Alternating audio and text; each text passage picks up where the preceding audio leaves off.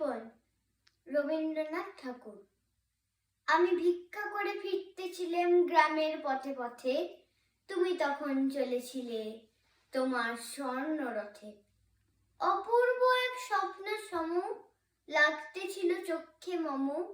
কি বিচিত্র শোভা তোমার, কি বিচিত্র সাজ। আমি মনে ভাবতেছিলাম, এ কোন মহারাজ।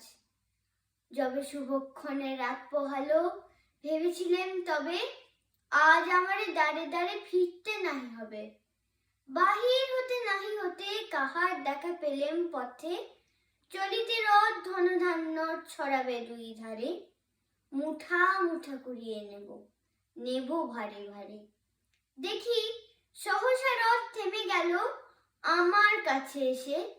আমার মুখ পানে চেয়ে নামলে তুমি হেসে। দেখে মুখের প্রসন্নতা জুড়িয়ে গেল সকল ব্যথা।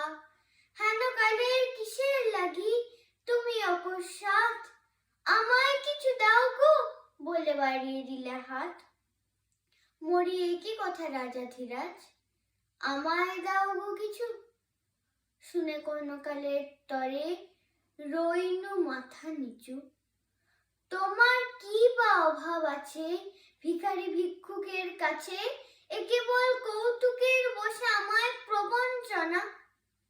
ঝুলি হতে দিলেম তুলে একটি ছোট কণা, যবে পাত্রখানে ঘরে এনে উজাড় করি, এ কি ভিক্ষা মাঝে একটি ছোট সোনার কণা দেখি। দিলেম যে রাজ ভিখারি রে, স্বর্ণ হয়ে এলো ফিরে।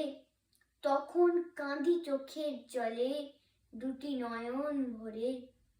তোমায় কেন দিইনি আমার সকল শূন্য করে। Thank you.